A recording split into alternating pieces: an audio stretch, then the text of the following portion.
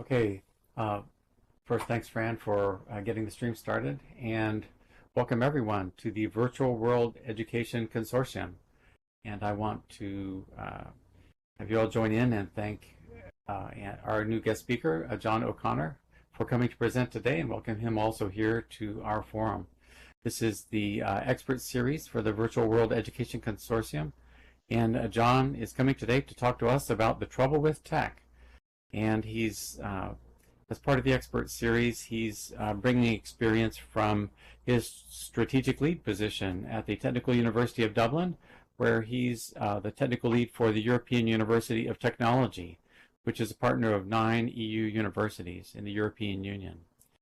And he'll bring his perspectives today with us on where technology is going, but also, I think, as I've heard, bring some wisdom also from the ancient Greeks. So, John, thanks so much for being with us here today, and I turn it over to you. Thank you, Mehdi.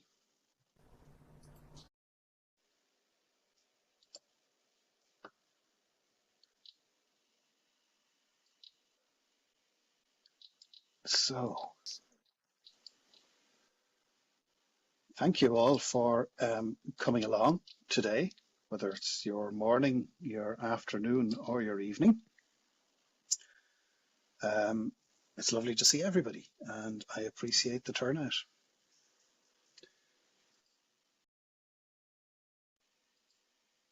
Let me get the slides going in the right direction first. So, from a mythological perspective, the trouble with technology began with an altruistic act by Prometheus, who stole fire from the gods and presented it to humankind, delivering a gift that would in equal parts result in immense benefit while escalating unknowable danger.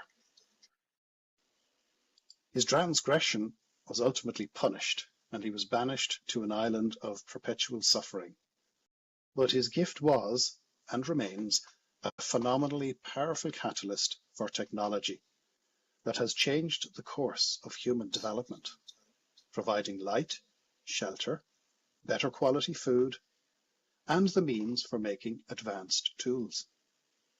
However, fire also facilitates the forging of weapons that intensify our ability to damage each other and our environment.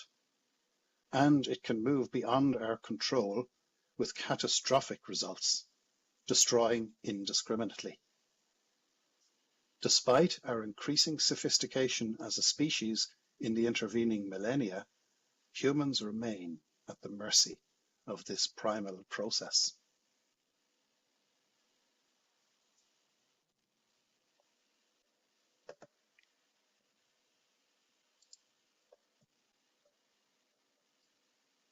The appearance of having tamed and bent fire to our will is an illusion, one that is revealed when it escapes in the form of uncontrollable wildfires that break out around the planet, as we saw recently in Los Angeles.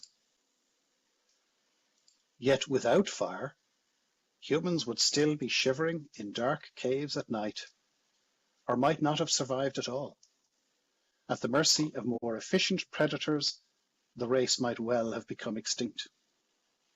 So, in fact, the myth of Prometheus is actually the description of a crisis, an event so momentous that it changes everything that follows. It is akin to a great flood.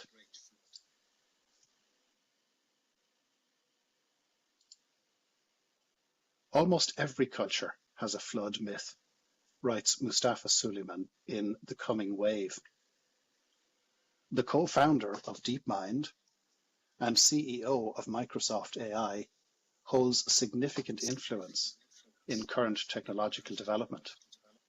And his book, subtitled AI, Power and the 21st Century's Greatest Dilemma, identifies artificial intelligence and synthetic biology as the two technologies driving this latest wave emanating from the Great Flood.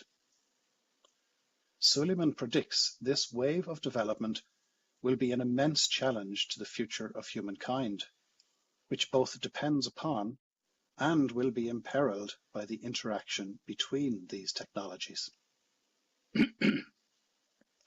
The French activist, philosopher Bernard Stiegler suggests this is the case because technological knowledge is pharmacological. That is, it has the ambivalent structure of a pharmacon. It is always at once potentially beneficial and potentially harmful. In this context, he considered technology as much more than simply a set of tools. A tool refers to an object, he said, whereas the term pharmacon refers to a relationship.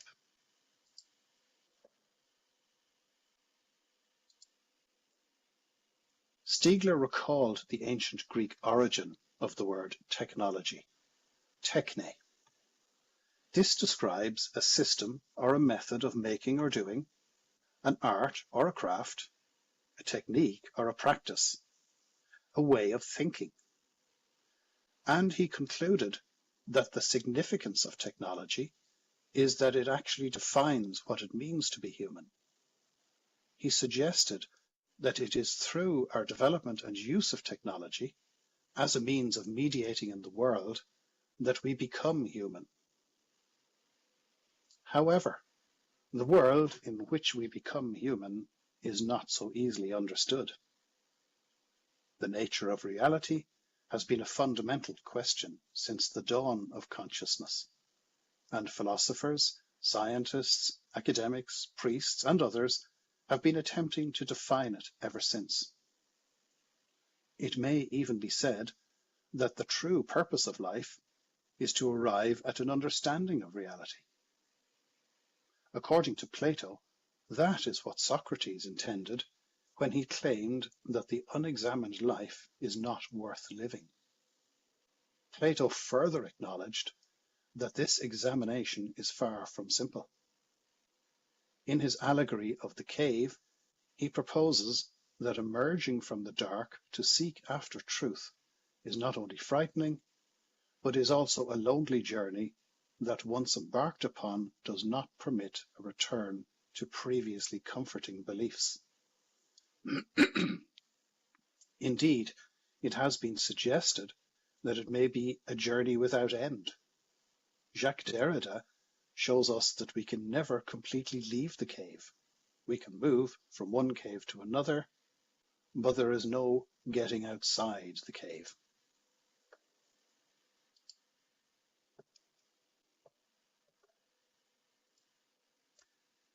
Theoretical physicist at Johns Hopkins University, Sean Carroll, wonders if it seems maybe a little presumptuous or even intimidating to talk about the very nature of reality, especially because as scientists we instantly talk about what we don't know, and there's plenty that we don't know. But there are interesting things that we do know. He suggests the universe, the nature of reality, appears to us in layers. It does not appear to us as one single unified thing that we talk to in a single way. And so there are many different ways of talking about it. For example, in one layer, a chair can be described in terms of its physical manifestation as a materialistic object with shape and form. It is made of cloth and fabric and wood and metal. In another layer, the chair is a collection of atoms, of elementary particles held together by the laws of physics. He concludes that the feature of reality that is worthy of our consideration is that there are many overlapping, seemingly different, but ultimately compatible ways of talking about it. Observing through a contrasting lens, Alan Wallace, the noted American Buddhist and scholar, quotes the early pioneer in psychology William James, who said, "What we attend to is that which we wind up taking to be real, and that which we don't attend to fades out." Wallace is concerned that the weakness of modern science is that it is not taking a scientific approach to the nature of the observer. Less is known about the mind and consciousness than about distant galaxies or the inner nucleus of an atom. He argues that Buddhism is not concerned with dogma or belief, but methods of rigorous, refined, first-person inquiry into mind to complement objective science.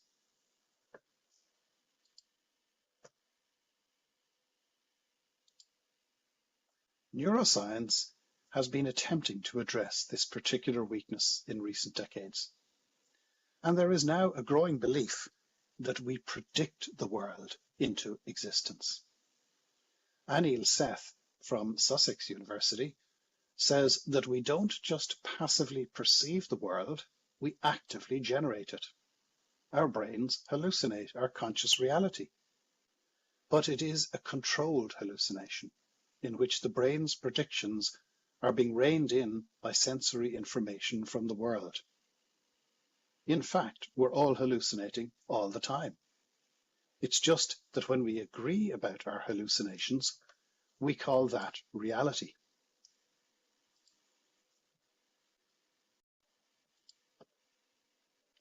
Recent developments in technology have also resonated with entrepreneurs who can envisage profiting from them.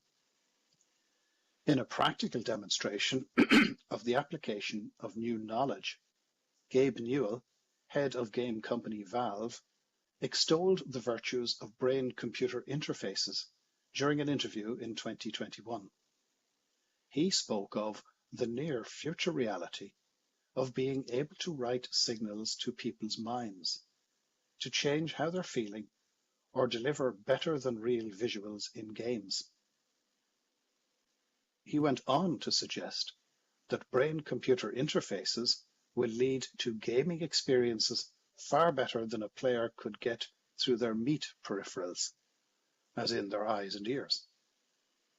And he adds that it will soon be possible to edit feelings digitally, clarifying the benefit, which could be the reduction or total removal of unwanted feelings or conditions from the brain for therapeutic reasons.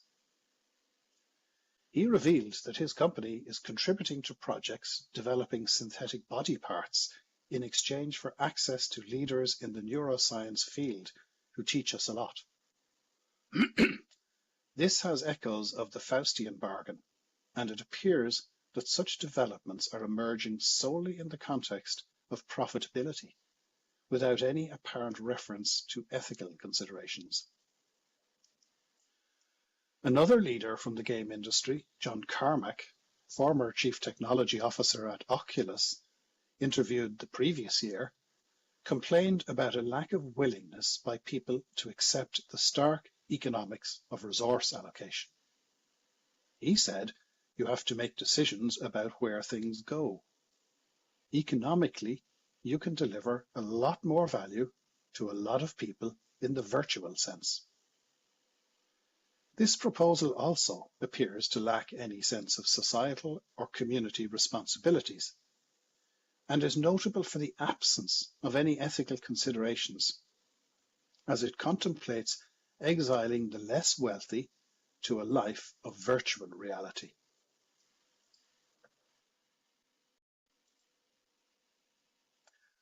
For David Chalmers, Professor of Philosophy and Neuroscience at New York University,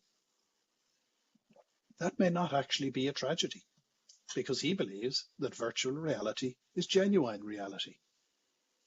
Writing that virtual worlds are not illusions or fictions, or at least they need not be, what happens in VR really happens.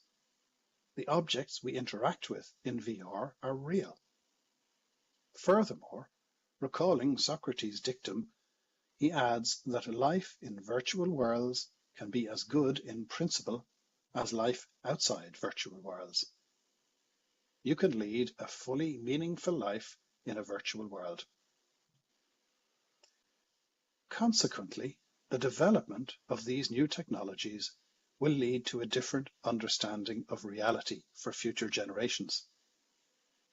This is always a challenging prospect. History demonstrates all technological development posed similar threats to the nature of reality.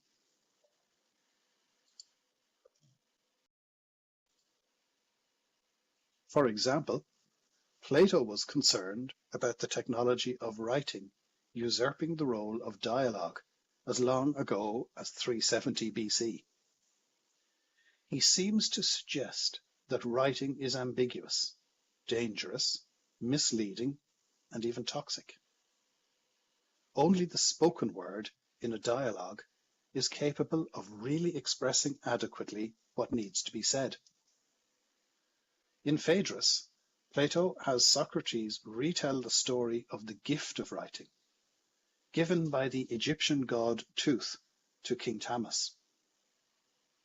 Looking the gift horse directly in the mouth, Tamas criticizes this technology, prophesying that writing will engender forgetfulness in the souls of those who learn it, for they will not make use of memory. Because of their faith in writing, they will be reminded externally by means of unfamiliar marks, and not from within themselves by means of themselves. So you have discovered an elixir not of memory, but of reminding. You will provide the students with a semblance of wisdom, not true wisdom. For, having heard a great deal without any teaching, they will seem to be extremely knowledgeable, when for the most part they are ignorant, and are difficult people to be with, because they have attained a seeming wisdom without being wise. Whatever might have been Plato's own view of this new technology, it is clear that he was not prepared to take it at face value.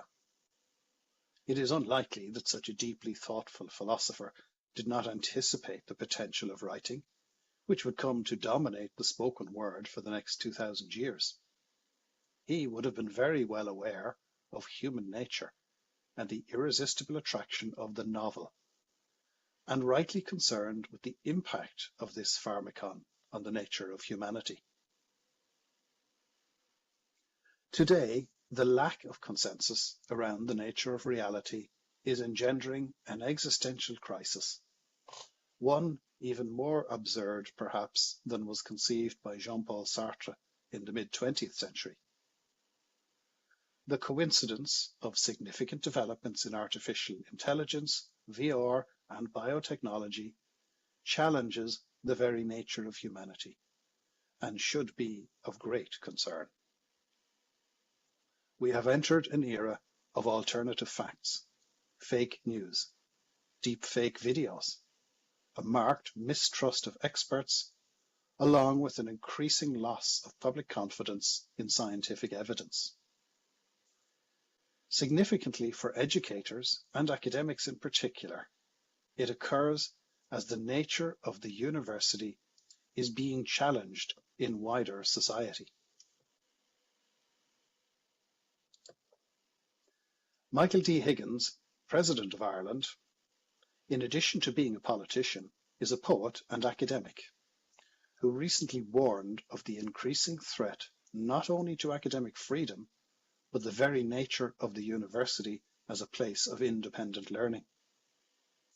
He argued that the community of scholarship is in peril, and we must now consider not just the loss of academic freedom at the level of the individual scholar, but the loss of the institution of the university itself, even the space of university discourse. The ideal of the university has always been that of a privileged space, a safe place where students and teachers are free to explore ideas without fear of retribution, and the value of this privilege is recognized in many jurisdictions. Academic freedom is protected by legislation precisely to ensure that unorthodox, controversial, even dangerous thinking can flourish, thus leading to new insights, developments, and inventions that benefit humankind. There are no obvious institutions to replace the fostering of this activity, so if it is lost to the university, it may well be lost to society. Higgins warns that the ruination of the university tradition is at hand, and his very real challenge to the community of scholarship is to robustly defend the university tradition. This tradition, to which Higgins refers, originated in medieval European monasteries, and from the very beginning there were always prohibited ideas and directions of exploration that were forbidden by the Church. It could perhaps be argued that the ideal of academic freedom is somewhat illusory. The availability of sufficient time to pursue academic activity, along with the cost of building and equipping universities, is also a challenge to the ideal of freedom. Scholars have always needed the support of patrons of one sort or another, and it is somewhat rare for those providing funds to remain completely disinterested. This tension around the ideal of academic freedom has received particular attention in Europe since the Age of Enlightenment. The influence of Humboldt, who founded the University of Berlin in 1810, and Newman, who was the first rector of University College Dublin in 1854, remains keenly felt today.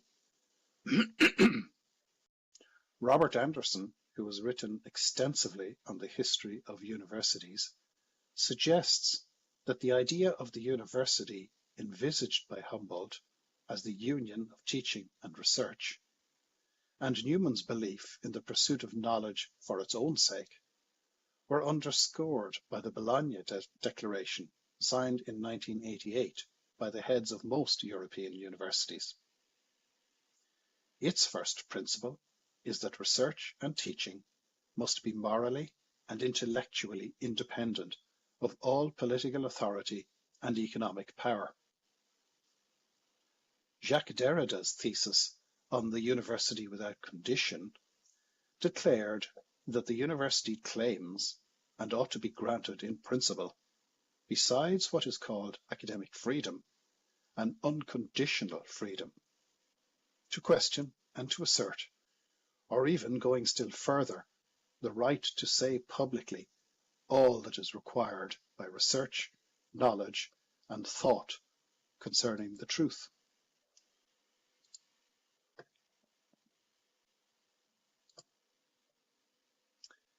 In 2024, the European Parliament considered a study on the protection of academic freedom, which concluded that potential limits to academic freedom are thought to come from governments, politics, for-profit organizations, and international research partners. However, academic freedom may also come from internal sources, particularly due to the managerialization and bureaucratization of universities and internal academic pressures. The study proposes a number of policy options, including the introduction of a binding legal definition of academic freedom. Derrida is very well aware of the challenges facing universities in this context. He says a question must then be asked, and it is not merely economic, judicial, ethical, or political. Can the university, and if so how, affirm an unconditional independence? Can it claim a sort of sovereignty without ever risking the worst, namely, by reason of the impossible abstraction of this sovereign independence, being forced to give up and capitulate without condition, to let itself be taken over and bought at any price? However, Research and development is not exclusive to universities. And as we have seen, much of the research into new technology and the development of novel tools doesn't even take place in an academic environment. Young entrepreneurial startups and global corporate organizations are breaking previous technological and social boundaries, with support from powerful venture capitalists to bring original and profitable products to the market. They recognize the opportunities in this space and seek the significant rewards that are likely to be won by those who are most successful. Playing for such high stakes, it comes as no surprise that not only is academic freedom threatened, but highly unethical behavior is widespread. For instance, Sean Hollister reports in The Verge that Microsoft is currently the target of multiple lawsuits alleging that it and OpenAI are stealing copyrighted online stories to train generative AI models, while Mustafa Suleyman incorrectly believes that the moment you publish anything on the open web, it becomes freeware that anyone can freely copy and use. Actors with global reputations are concerned about AI imitations of their voices and images being used without license. Writers worry that AI will outpace them and eventually render the profession redundant. Public figures have to contend with unauthorized AI imitations presented as genuine. Weighing these legitimate concerns against the undisputed benefits of AI is no simple matter. The distinction between the threat of new technological developments and the economic systems driving them is moot. What is not in doubt is that giving tech billionaires unbridled opportunities to influence the future direction of society is fraught with danger. Many exhibit a questionable understanding of ethical boundaries and seem satisfied to exploit their fellow human beings for the sake of profit. This is not a new phenomenon. It was the theme of an early video art installation titled "Television Delivers People" in 1973 by Richard Serra and Carlotta Faye Schoolman, which featured short messages scrolling on a television monitor, including "The product of television, commercial television, is the audience. Television delivers people to an advertiser. You are the product of TV. You are the end product delivered en masse to the advertiser." This takes on even darker connotations in the online digital realm, where considerations of privacy, protection of data, respect for identity, and control of access are already the dominant concerns. In their book, "Fake It, Your Online Identity is Worth Gold," Tranberg and Hauer include a post by an internet user. If you are not paying for it, you're not the customer. You're the product being sold. The cavalier approach of global corporations to private and personal data is exhibited by Facebook, Google, and Amazon, for example, is a matter of public record. Following the decision made by Twitter to bar US President Donald Trump from its platform after the attack on the Capitol in January 2021, there was a perceptible twist in the public discourse. Despite the concern around Trump's alleged abuse of the forum, causing offense, promoting lies, and condoning violence, the question shifted to whether or not Twitter is entitled to exclude any opinion, no matter how heinous. Surely free speech is a fundamental principle that must be respected above all else. After all, the very company that had facilitated Trump for so many years now appeared to be displaying extreme censorship. Was it attempting to act in the public interest or simply protecting its own commercial interests. At the time, a team at the University of Zurich argued that content moderation is not merely a technical matter, it is also a political issue, which has become increasingly contested due to its significant consequences for democratic accountability and civil liberties. Less than 3 years later, this discourse seems almost naive after Elon Musk purchased the company and rescinded the bar on Trump's account. Things now have become even more bewildering as he has become one of the president's most trusted advisors. Fostering and encouraging debate around the development of new technologies is a sign of a healthy community. The writing of mid-20th century media theorist Marshall McLuhan about what he referred to as electric media was summarized pithily by one of his students. We shape our tools, and thereafter our tools shape us. AI, VR, and biotechnology are already shaping our future society. And therefore, educators and academics are obliged to scrutinize them. Mustafa Suleyman concludes his book with 10 steps he recommends towards the containment of AI. In that same spirit, I propose 5 fundamental principles that might be contemplated by academics and higher education authorities when considering the adoption of new technologies. The proposal is informed by the writings of Amin Maalouf, Edouard Glissant, Boaventura de Sousa Santos, and others, in an attempt to find some freedom from the habitual thinking dominant in the Western approach to knowledge creation.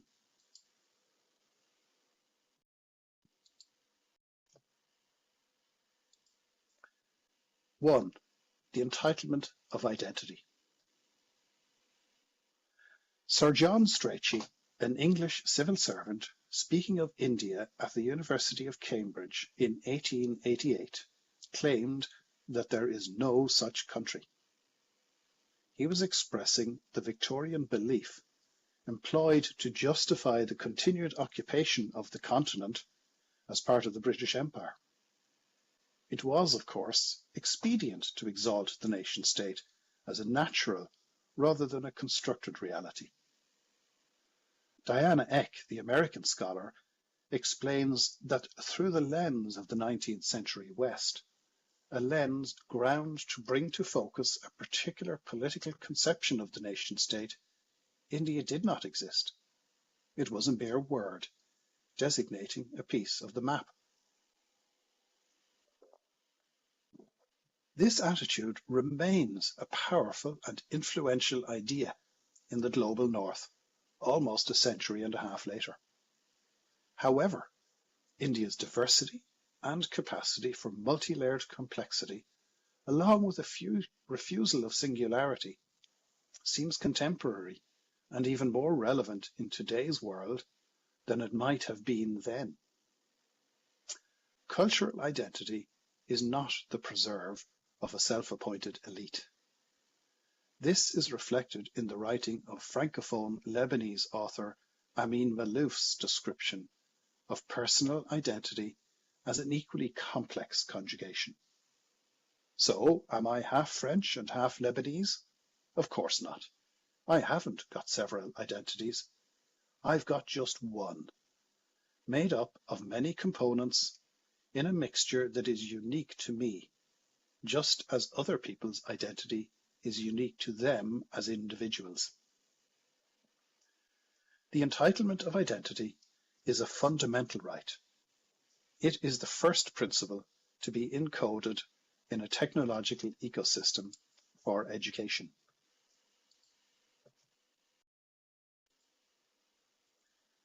Two, the right to opacity. In Poetics of Relation, Edouard Glissant, the Martinican poet and philosopher, demands the right of the oppressed to opacity in order to counteract the one-way transparency imposed by colonialism. He argues that the theory of difference is invaluable because it made possible the rightful entitlement to recognition of the minorities swarming throughout the world and the defense of their status. Adding, however, that difference itself can still contrive to reduce things to the transparent, Gleason concludes the problem arises from the lens of Western thought and argues that if we examine the process of understanding, in inverted commas, people and ideas from the perspective of Western thought, we discover that its basis is this requirement for transparency. In order to understand and thus accept you, I have to measure your solidity, with the ideal scale providing me with grounds to make comparisons and perhaps judgments. I have to reduce. I admit you to existence within my system. I create you afresh. Therefore, we should agree not merely to the right to difference, but carrying this further, agree also to the right to opacity. He reasons that the opaque is not the obscure, it is that which cannot be reduced. The othering of the colonized, the dehumanization of the enslaved, is predicated upon the denial of any alternative reality, which in turn facilitates exploitation. Without a recognition and acknowledgement of this fact, there cannot be an honest conversation, and the notion of transparency itself is rendered ridiculous.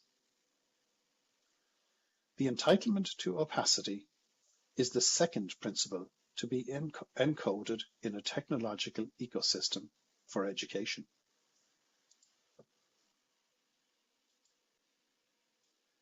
Three, diverse forms of knowledge. In 2000, I led a team at Technological University Dublin developing an undergraduate degree programme in partnership with the Sherkin Island Development Society, representing a small island community off the southwest Atlantic coast of Ireland. During the initial discussions, we identified three pillars underpinning the project: partnership, relevance, and sustainability. The first, partnership, is the most important because it requires a recognition of equality between the university and the community. The success of the programme rested on the acknowledgement that each partner has access to knowledge which is of value to the other. So, for instance, at its most basic level, the university brings curriculum and teaching expertise, while the island community understands the art of survival in adverse conditions. The understanding that isolated communities are resources of knowledge was recognized by Swedish linguist Helena Norberg Hodge, who proposes that cultures like that of Ladakh in the northern Indian Himalayas can point the way towards a sustainable balance, a balance between urban and rural, male and female, culture and nature. A community of practice, as in the model described by Etienne Wenger, evolved from the partnership between our university and the island community to provide support for the project, nurturing and nourishing its continuing development. Boaventura de Sousa Santos, the Portuguese sociologist, identifies the Global South as a metaphor for the human suffering caused by capitalism and colonialism on a global level. Not only located in the Southern Hemisphere, this Global South exists in the geographic North, in isolated, excluded, and silenced communities. The problem, he says, is that after 5 centuries of teaching the world, the global north seems to have lost the capacity to learn from the experiences of the world. In other words, it looks as if colonialism has disabled the global north from learning in non-colonial terms. That is, in terms that allow for the existence of histories other than the so-called universal history of the West. He suggests that these epistemological differences have resulted in an abyssal line, which reinforces the problems identified with the Anthropocene. The closure of the Gutenberg parenthesis, the era of the printed word, has compounded this contemporary Babelization, ushering in the metamodernist era, where, as Valerie Hill writes, to be fluent, we now have to be meta-literate. As the global agora migrates to the metaverse, and with the increasing importance of digital citizenship, it seems inevitable that diverse forms of knowledge will be essential to informing reflective and critical thinking. Acceptance of diverse forms of knowledge on an equal basis to support communities of learning and communities of practice is the third principle to be encoded in a technological ecosystem for education.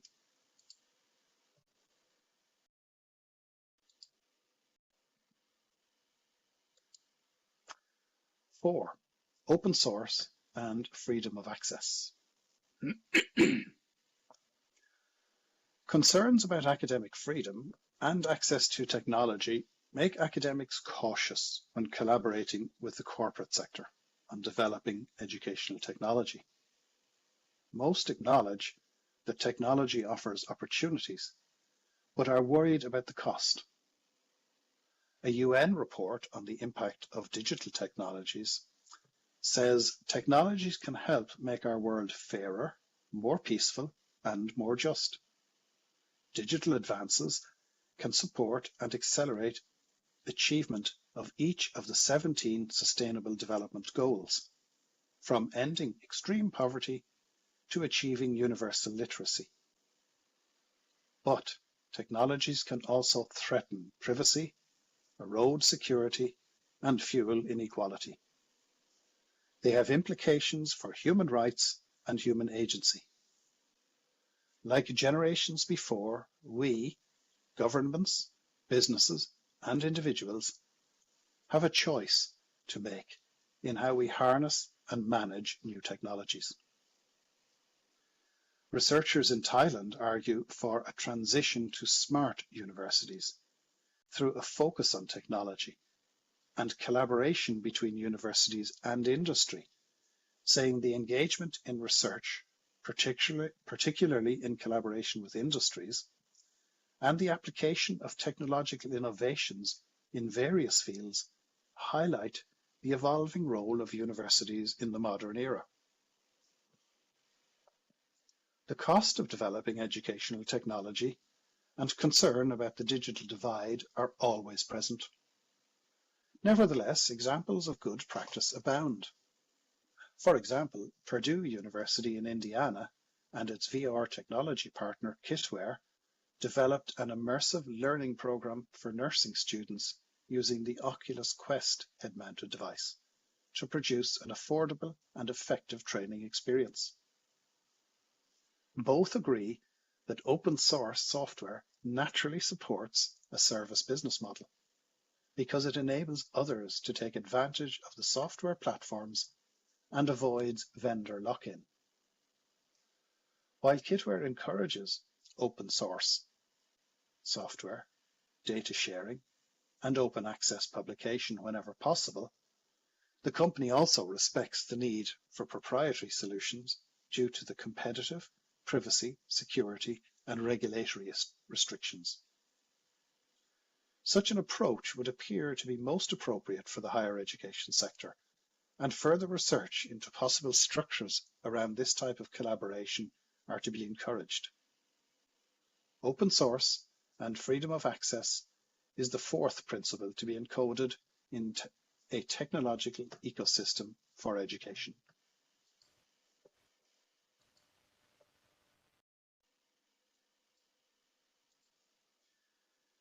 Five, impact on the biosphere. The clean and pure environments most commonly presented in VR and here in virtual worlds like Second Life can mask some disturbing facts. According to writer, artist and technologist James Bridle, writing as long ago as 2019, computer systems draw a huge amount of energy. Already it's estimated that computer use around the world is responsible for more greenhouse gas emissions than the entire airline industry. This means that the data centers being constructed around the world to support cloud computing, including our access to virtual worlds and VR, is having as significant an impact on the physical environment as if we were physically traveling to these locations. The energy-hungry systems that drive AI also require similar scrutiny. As the technosphere continues to encroach on the biosphere, exhausting the planet's ability to renew the resources needed to support human life, the inevitable conclusion has been clear for some time. John Vaillant warns that a byproduct of becoming a fire-based society has been the superheating of the atmosphere. Earth's atmosphere may be huge and invisible, but it is also as finite as a room. What happens in it stays in it. The world scientists' warning to humanity in 2017 stated bluntly that we are jeopardizing our future.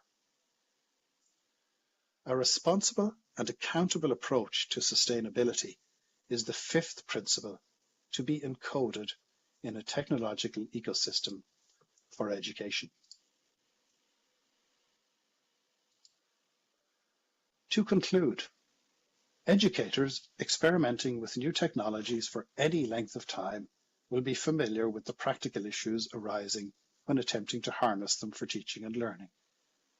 It became clear during the pandemic that remote learning has earned its place on the curriculum, and arguably, this has been a greater revelation to those engaged in the practice-based disciplines, where physical activities in workshops, labs, and studios are a fundamental part of the educational experience. At the time, lecturers and students had no choice but to experiment with new approaches and attempt to develop appropriate practices as required. However, it is also evident that education needs to consider new paradigms and approaches to teaching that suit this new reality.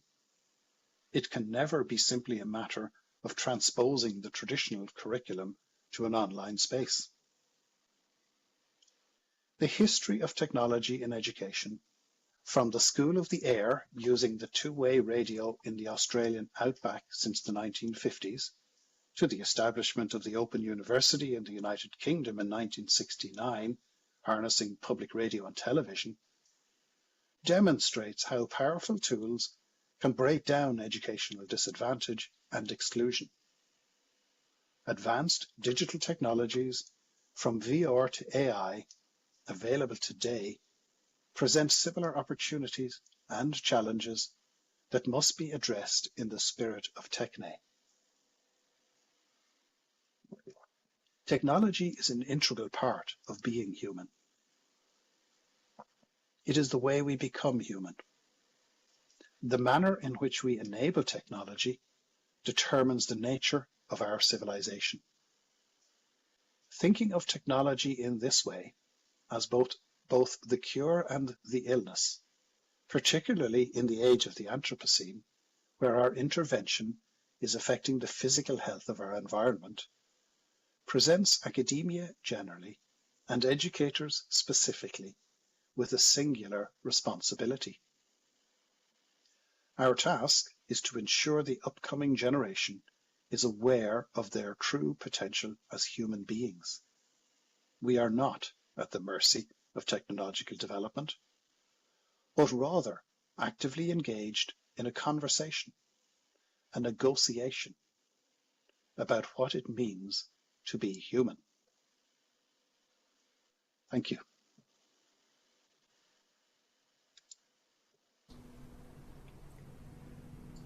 Thank you so much, John, and all please join me in thanking John for what a wonderful presentation. I think as we look at the pivot points that we live in right now in relationship to artificial intelligence and in relationship to social media and the transformations that are occurring due to global connectedness and many other aspects of human life, it's a well-placed presentation and time for us to consider these things, and also some great ideas about what we might be thinking of in terms of our rights and responsibilities in this era. So thank you so much, John. And I think we can take questions at this time.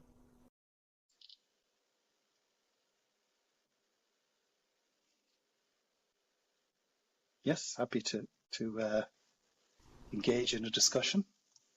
All right, thanks. It might be a good time to we can take a question or two here, but then we can move over to our other area. Yes, indeed. Have a more informal discussion. Should we head in that direction? Unless there's an opening question here. Thanks, Ellie, for your comment there. You always keep us thinking, John. So excellent.